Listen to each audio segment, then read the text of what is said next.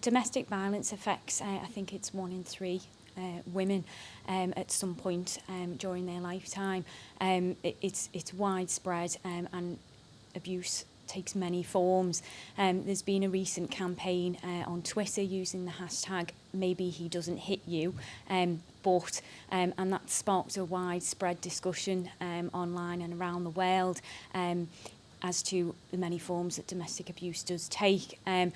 Often it's honed in that abuse is physical, but in fact domestic violence here and the definition in this country covers other forms like mental abuse, financial abuse, psychological abuse, and in particular controlling and coercive behaviour. In fact, in this country we've just acknowledged that as a criminal offence as well. So coercive and controlling behaviour is now punishable up to 5 years. And that covers acts like humiliation and intimidation of women. It includes controlling every aspect of their life, i.e. their social media, isolating them from friends, cutting off resources financially for them, and making them dependent on the abuser. We see a lot of women who come in who, as I mentioned earlier on, have been isolated perhaps from family and friends, that they are constantly asked where they are going. They have to be accompanied by the other party. Again, their social media may be checked, their mobile phone is monitored. Financially, they may be only given provision for supplies that the other party wants them to get. They're not allowed to go to work, or they have their wages taken off them.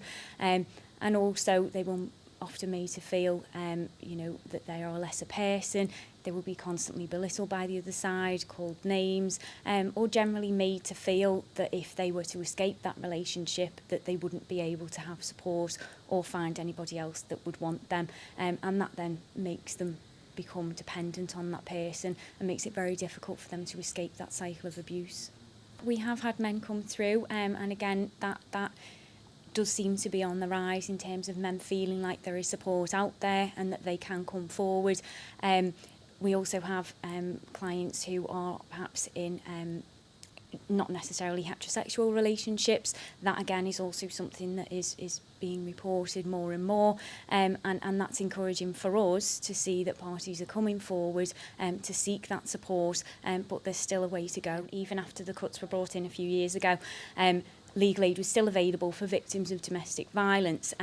The difficulty with that was that the regulations were quite strict, and evidence had to be provided to prove that they'd been a victim within the last 2 years.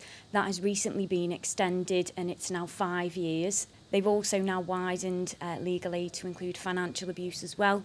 So just because there isn't physical abuse in a relationship, if there's financial abuse or emotional abuse, again, that's now included within the regulations, and we can assist victims on that basis. Often with victims of abuse, there's some concern about the financial implications of seeking support from a solicitor and accessing that help, but legal aid is available for those victims, and indeed MSB Solicitors have a legal aid contract and we're able to provide that support. The regulations for legal aid are quite wide, and even if clients aren't able to perhaps provide evidence through other means, i.e. a report from a health professional, lack of police involvement if they've been too afraid to report that, we can look at other things like emergency injunctions and occupation orders if indeed that person requires immediate support. The first step that I would advise any woman or man in an abusive relationship would be to speak out and to speak to someone that they trust and that they feel confident talking to.